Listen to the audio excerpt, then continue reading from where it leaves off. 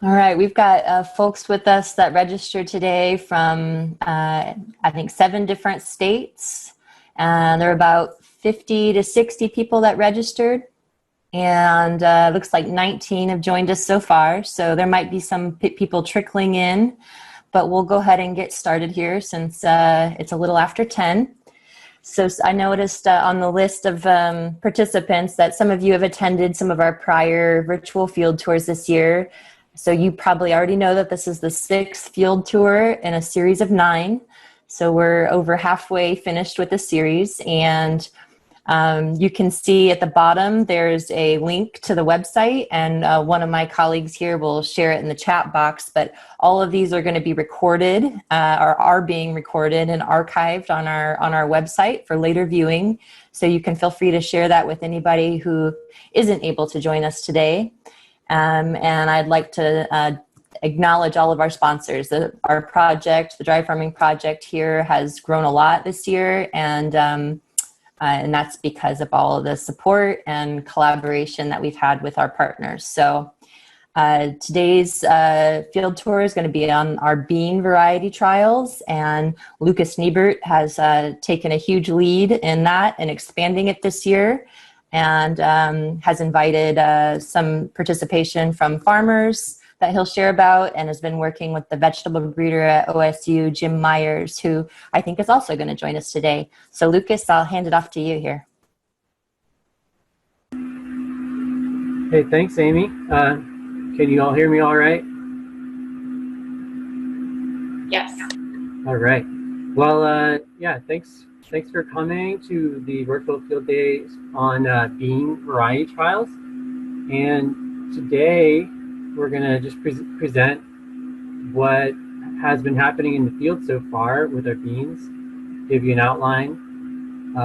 This is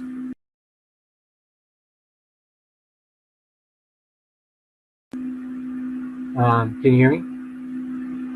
Yeah, this is one of my first forays into beans. I'm more of a microbiologist, and so I'm learning new things about that, and also how to use technology. We're all trying to learn how to do everything virtual. I wish I could have you all in the field, but also a lot of you all wouldn't be able to make it to the fields. Thanks for coming. So we have here in the center here, we have our Tepary beans, and on the right side, we have our common beans. I'm going to show you more of that. We have, on this slide, all of the bean varieties that, almost all of them, that we are growing this year. On the right panel, we have common beans. That includes, the top 2 are some breeding lines. The top 2 rows, that is, are some breeding lines. First by Jim Myers, and next by Amy Garrett, and Jim Myers actually made a cross between common bean and Tepary bean a few years ago. And with Amy Garrett's selections, they're selections from Beefy resilient Grex. We'll get more into that in a second, a common bean. And then we have several varieties of heirloom beans that we're trialing, some old and some new. And we also have, on the left panel, Tepary beans. And I'll tell you more about that in a second, but Tepary beans are different species of beans. They're from the U.S. Southwest region / northern Mexico region. They were domesticated there, and a very important food staple for that region. And so Phaseolus vulgaris is the name of the common bean. Phaseolus cutifolius is this Tepary bean species, cutifolius meaning smaller leaves.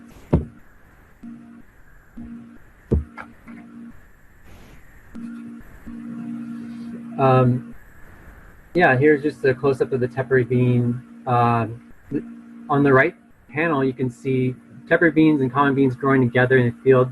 If you kind of squint, the top 4 rows are common beans, and then the bottom 2 rows are Tepary beans. You can see the foliage is smaller.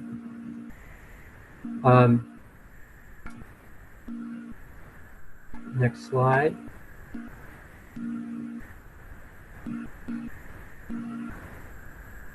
Let's see, going kind of slowly.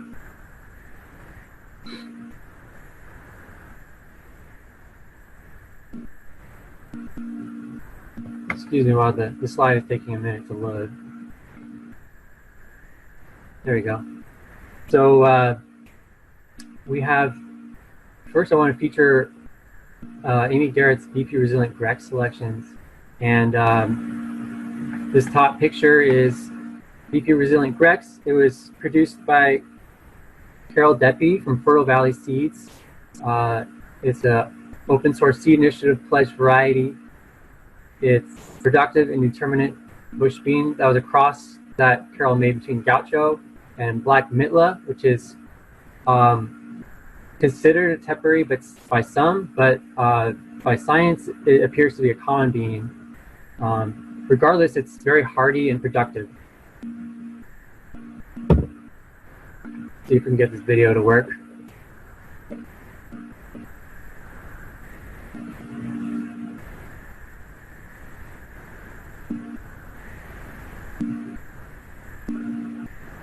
It's August 24th, and we're in Corvallis, Oregon at the Oak Creek Center for Urban Horticulture, and I'm going to tell you a little bit about one of our bean projects going on. For the past 3 years, we've been making single plant selections in a dry farm system for Beefy Resilient Grex, which is a variety we got from Carol Deppy. It is pledged through the Open Seed Source Initiative. And we've been selecting based on productivity, looking for the most productive as well as early dry beans in those plots. And we've kept the brown selection separate from the black selection. So I'm standing in one of our brown selections of the Beefy Resilient Grex. And on my right, your left, this is the early May planting. We planted this on May 7th. And to my left here is our early June planting. So we are harvesting today our early plantings, and you can see some of that happening here behind me. So here we have some of the seed from our selections, brown selections of the Beefy Resilient Grex, and you might be able to see that it's a little bit of color variation. There's some more rosy and yellow tones in this hand, and some more kind of cocoa browns in this hand. So we may keep these separate to have two different selections, but our hope is to share these with the Dry Farming Collaborative and other folks that would like to make their own dry farm selections.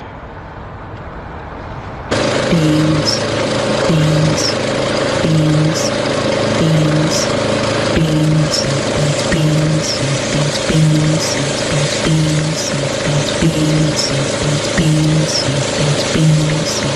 beans, beans.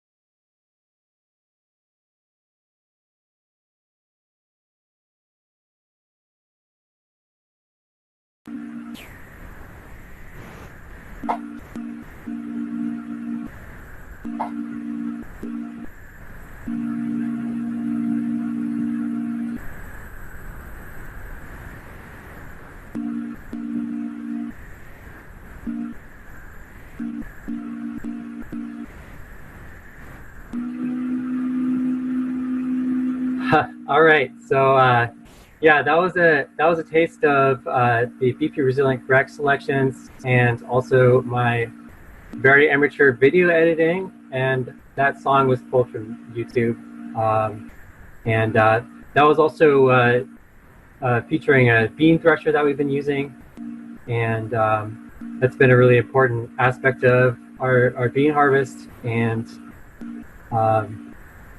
it's hard to thresh beans, and it's a very expensive piece of equipment, and we are glad to have it.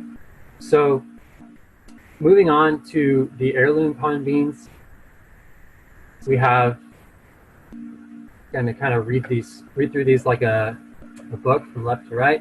So we have Rockwell from Uprising Seeds, And we've grown this a few times, a couple years, and it's been the earlier producer for us.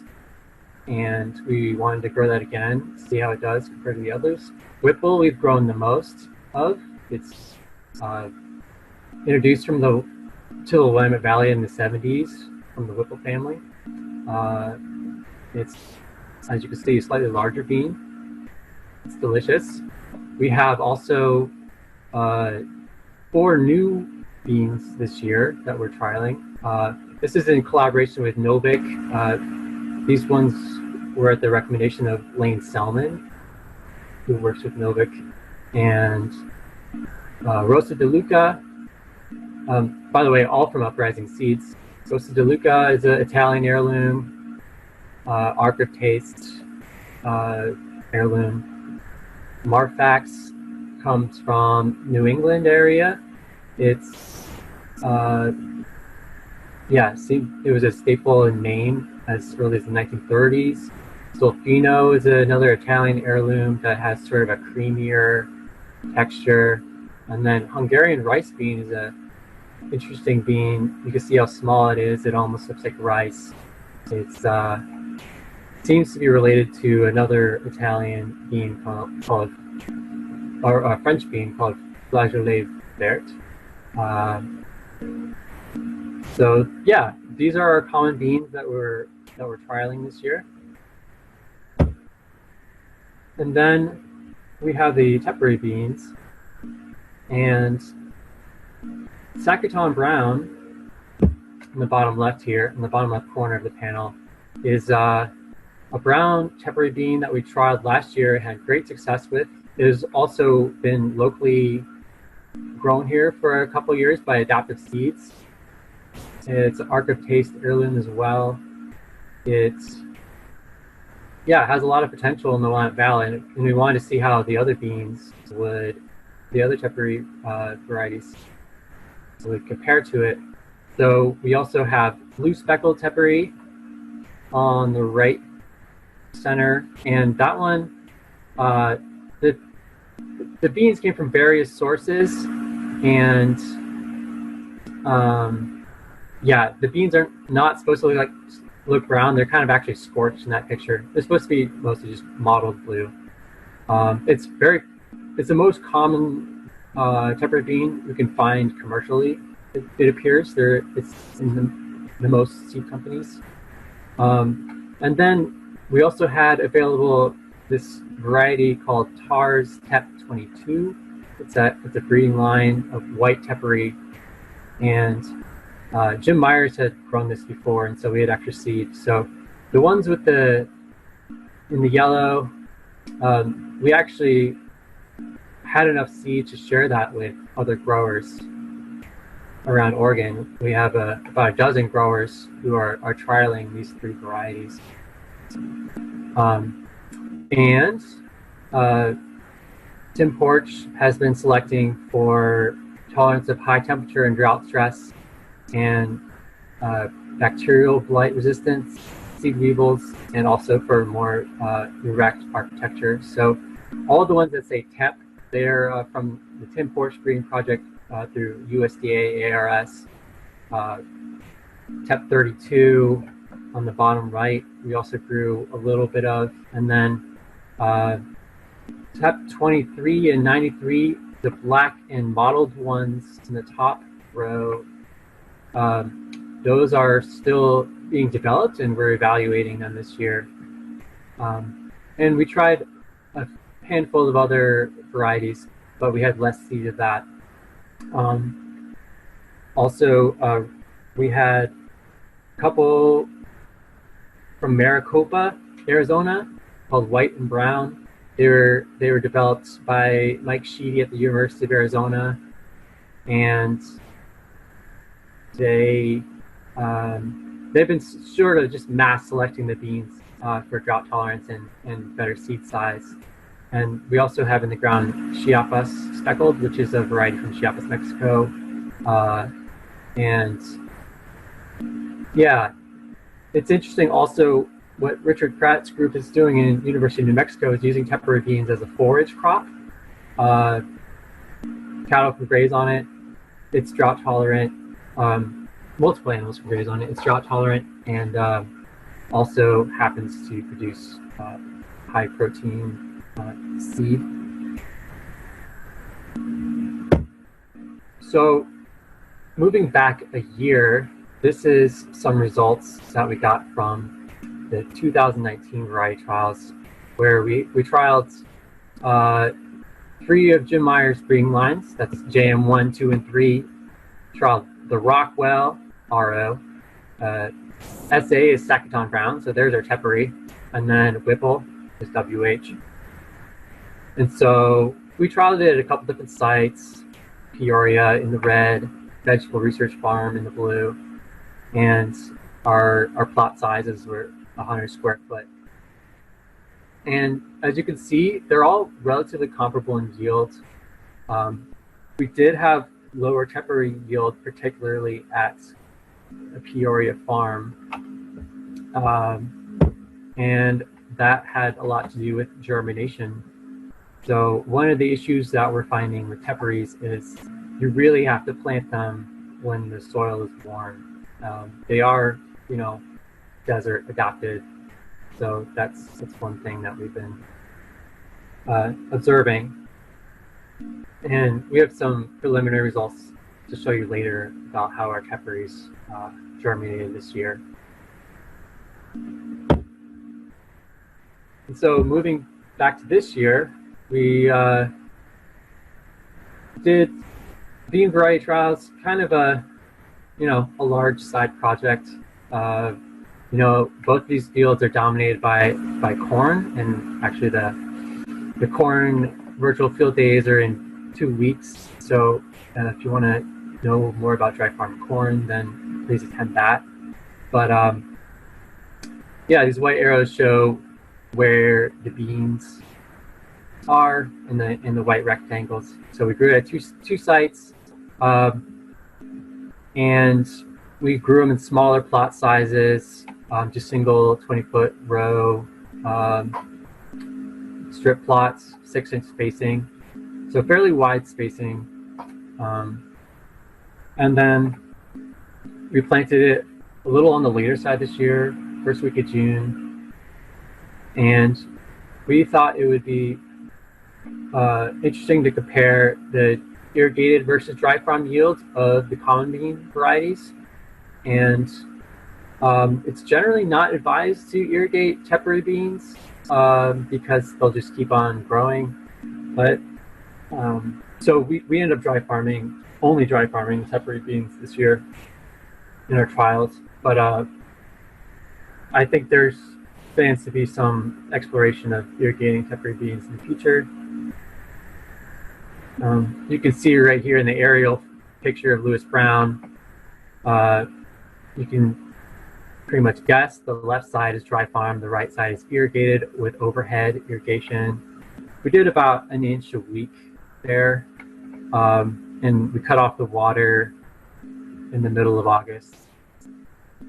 And you can see that the beans on the left are less dense overall than the right. And unfortunately, I could not get the videos, the video for the variety trials at Lewis Brown to load. So we're going to have to skip over that.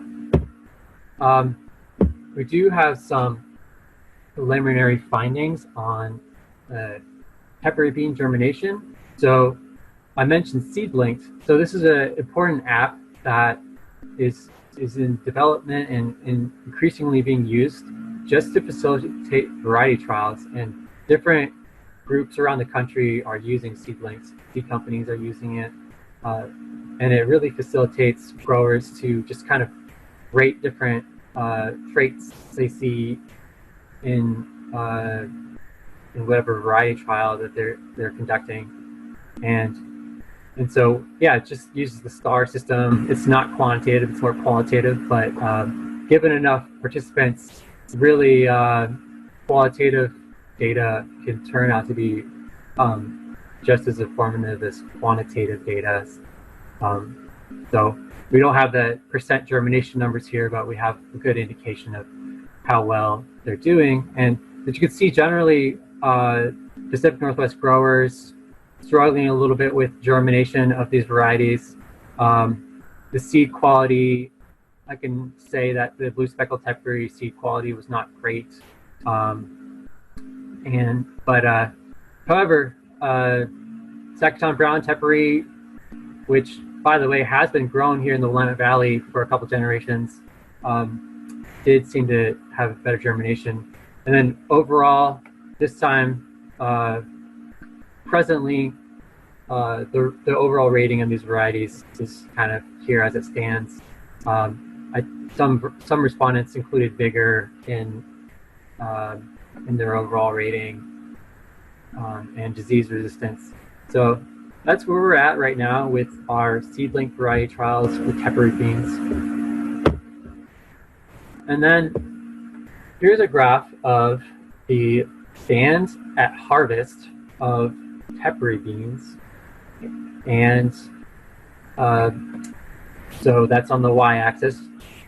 Along the rows, the x-axis, we have the variety or breeding line.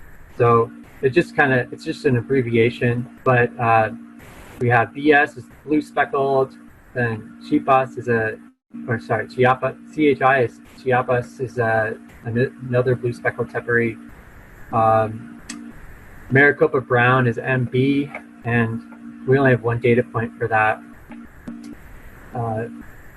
And I should say that the color of each point is a plot.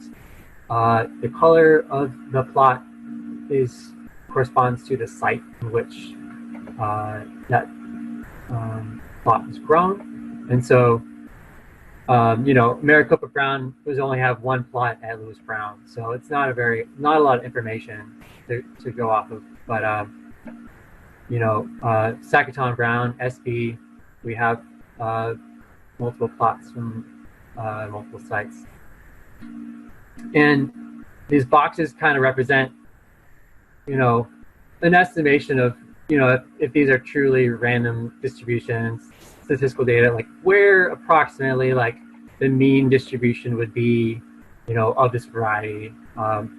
It's kind of hand wavy, but it gives you a sense of which varieties are seem to have produced better stands than others this year.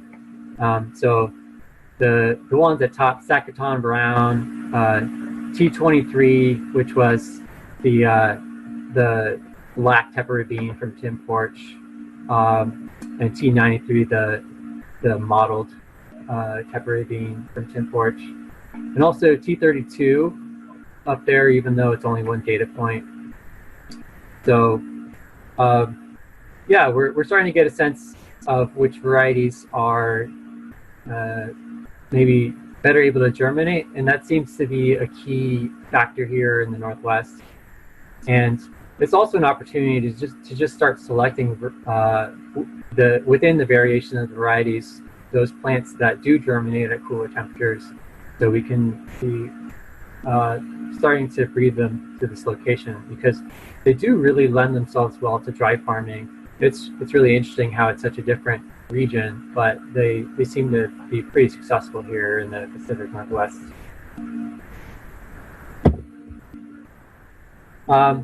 We also have some preliminary findings on the earliness. So the Tepary beans we found are very similar to each other in earliness, and they're about as early as our earliest common bean variety, which is great because they come from the south, southwest, and so a lot of Southwest adapted varieties don't seem to finish up in time here. Again, we aren't watering it, so the dry farming could be really contributing to that earliness. As far as the common beans, Beefy Resilient Grex 4 is appears to be the earliest of all of them. That one was ready at both of our sites before the other ones. But pretty much we're talking like days, a couple days. Because then we have Marfax and then Rockwell, and then Rosso de Luca. Those ones are currently ready for harvest. We've already harvested some of them. And then the other two Beefy Resilient breeding lines and also Jim Meyer's breeding lines and Whipple seem to be a little bit behind that. And then Zolfino and the Hungarian rice bean are a little later. They're still fairly green. So that just gives you a good sense of the earliness. And that's also a very important factor when we're talking about growing beans up here in the Pacific Northwest, dry beans, that is. They need to be able to dry down. Mid-August would be ideal because some falls we get early September rains, and any way we can avoid moisture in the field while we're harvesting the beans would be a good thing. So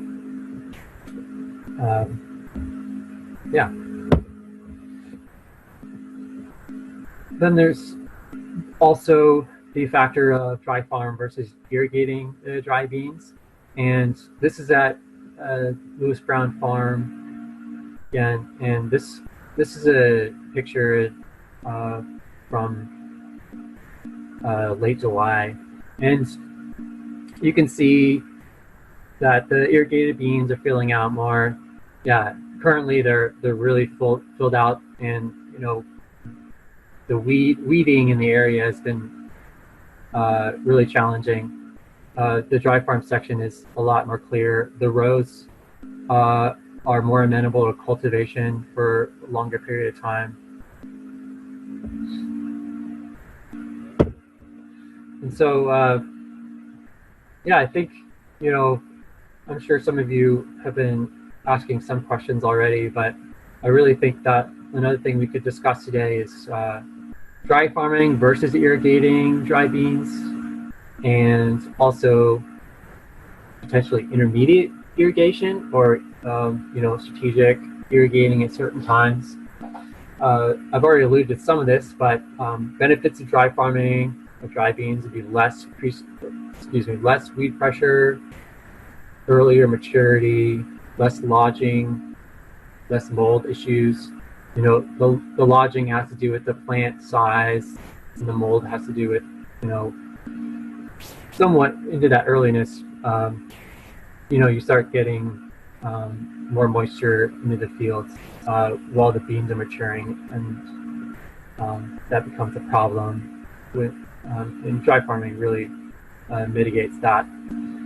We also have easier threshing. There's a lot more bean biomass compared with leaf biomass, so it's just the plants are easier to thresh.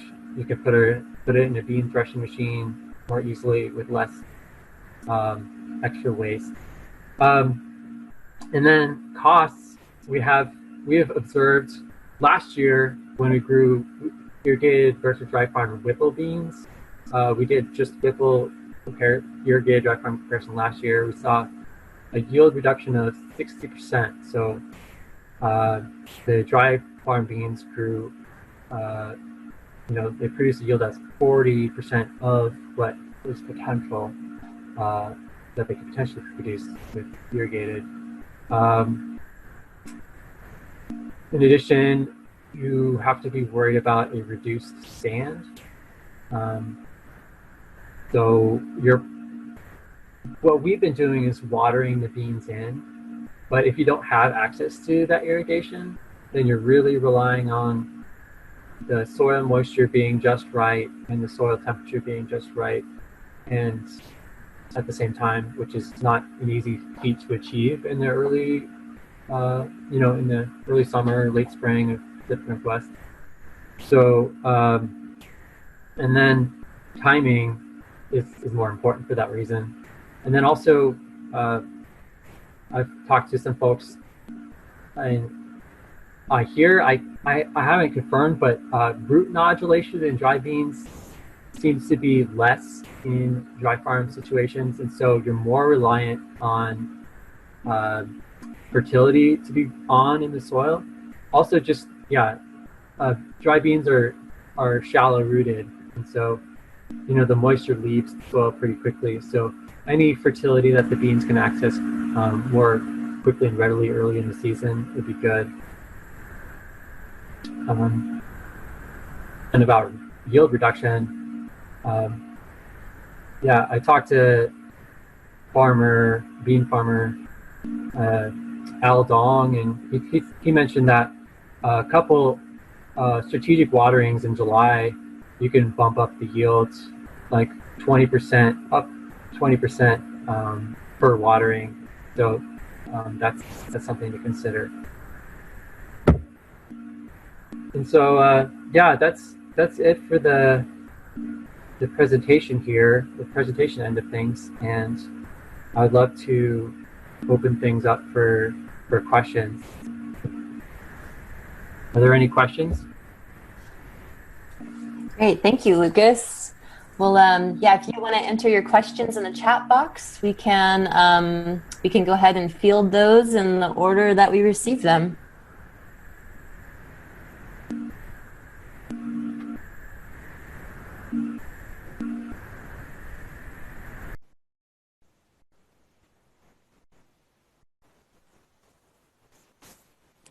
And just a note while we're waiting for questions to come in, just a reminder that we have an evaluation that we're going to share a link for in the chat box again.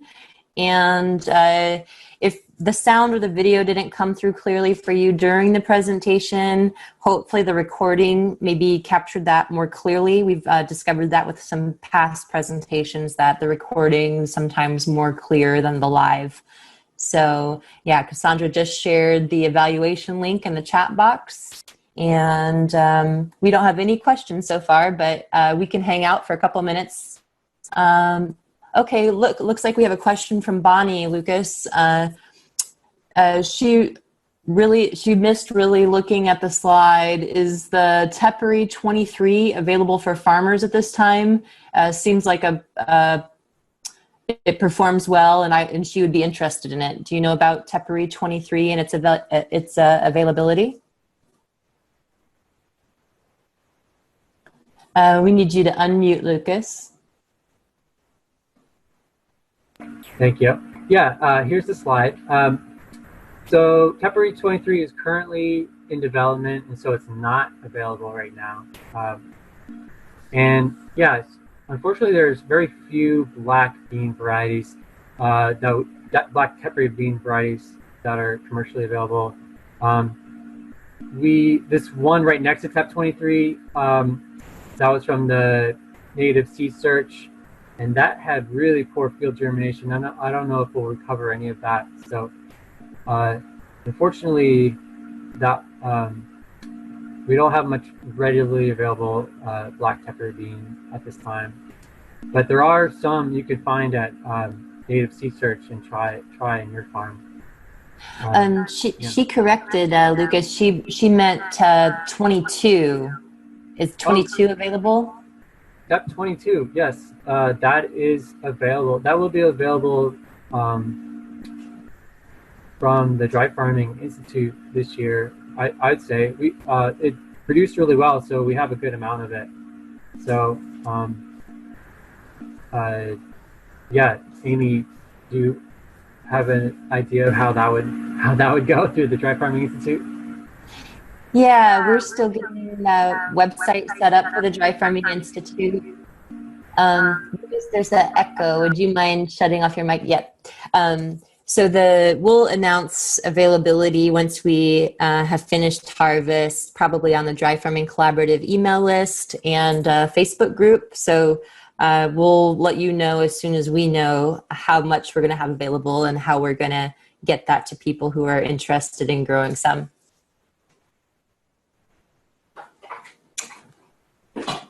Do we have any other questions?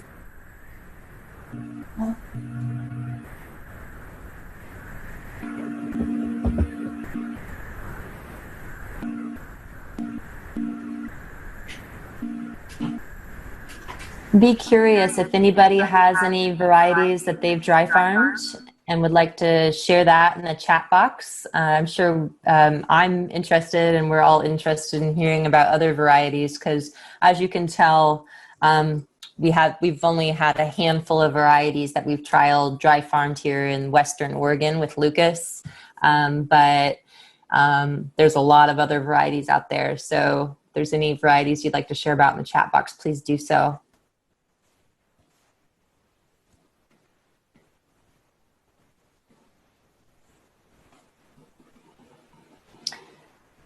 If there's no other questions, I want to note one more time that the presentation is recorded and will be archived on our website. Oh, Lucas, we do have another question here from Carolina from Brazil. She says, do you notice if dry beans are harder than irrigated ones? I read this in an article. So I'm assuming that, Carolina, you're talking about like kind of the hardness of the skin and how easily they absorb water. If you want to chime in, Lucas, and then if you have anything to clarify, hopefully I understood you correctly, Carolina. Yeah, if it's the hardness of the skin, we haven't had issues with cooking of dry beans produced with dry farm conditions compared to irrigated. The dry farm beans tend to be smaller, but you know, smaller beans do cook better, and so we haven't noticed any issues with increased hardness when you're cooking it.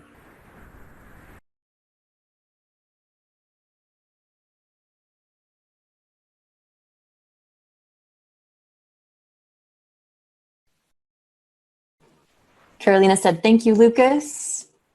Any other last questions before we close this? It looks like a couple people have chimed in with their favorite varieties. So Dutch Bullet, and it looks like a dry farmed Orca that did pretty well. Oh, awesome. I didn't see that. Thank you for catching that.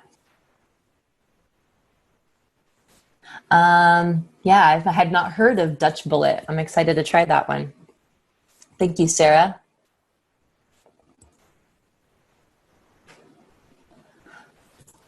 Looks like Jim Myers is chiming in here. You know, if he is joining us, I'm going to make him a co-host in case he wants to speak. But Jim is mentioning that the semi-hard seed trait, there is a semi-hard seed trait, and beans below a certain moisture will be hard seeded, but those above a critical moisture will not be hard seeded.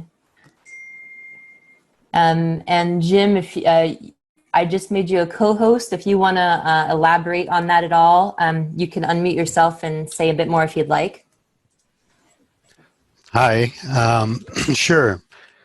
This is a trait that's in common bean. It might be in Tepary bean too, but basically beans below about 12% moisture will act like they're hard seeded, and they'll be very hard to imbibe and take up moisture. But if you hydrate them above that 12% mark, then they behave normally. Now, I think this might apply to dry farm beans in that when they're harvested, they may be pretty low moisture when you're harvesting. So that may be, that's kind of getting at the, was it Cassandra's question earlier about the dry farm beans being harder? That may play into it as well. Thank you, Jim. We have another variety that was mentioned by Bonnie, Calypso from Resilient Seeds. Thank you, Bonnie. I'm making notes here of these varieties being suggested in the chat box.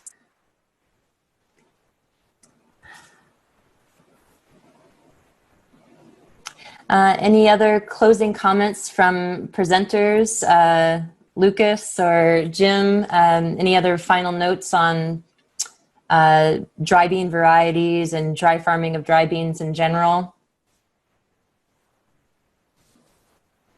I'd say, yeah, so Jim and I sat down and chatted a little bit about his Tepary bean crossed with common beans. And I was having technical difficulties with that video, unfortunately, so I couldn't show it today. So, yeah, Jim, would you mind just like a real brief elaboration of how that cross came to be? Okay, sure. Yeah, this was some work we did a number of years ago to introduce bean seed weevil resistance from Tepary bean into common bean. That was the original purpose of the cross, not really thinking of drought tolerance or anything like that. But it's the process involves embryo rescue, so you have to make the cross, rescue the embryo at about 20 days, grow it on a tissue culture medium, and then you get seedlings that will flower. They're generally very highly sterile, so we had to do a back cross then to the dry bean parent. In this case, that parent was a variety called Ika Pihao. It's a tropical black bean variety that has been shown to work really well in crosses with Tepary bean. And so those are the lines that the JM1, 2, and 3 that have been in trial here. They're out of that particular background. Now, my former student who did this work also crossed this into some large seeded what I should say, the seed weevil resistance into a large seeded red bean, and that is now in material in Africa and also in Puerto Rico, and probably in Central America where they're using it for this seed weevil resistance. Just a few years ago, I decided, well, I knew about the Dry Farm Project and was kind of interested in whether any of these lines would have some drought tolerance that might have been brought over from the Tepary bean.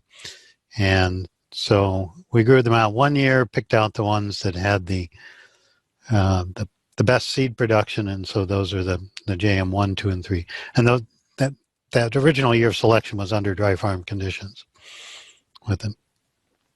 So yeah, that's the story behind those. It looks to me like the JM2 has had an outcross happen to something else. So it's showing a lot of different colors and a lot of different growth habits, and there may be some selections that could be made out of that if anybody's interested in working with it. Great, thank you, Jim. Yeah, it's been a pleasure to include those varieties in our variety trials, and yeah, they're a little later, but they're definitely higher yielding. Their architecture, they're a lot more upright than the other varieties that we've seen, and yeah, we'd like to see where we can go with it.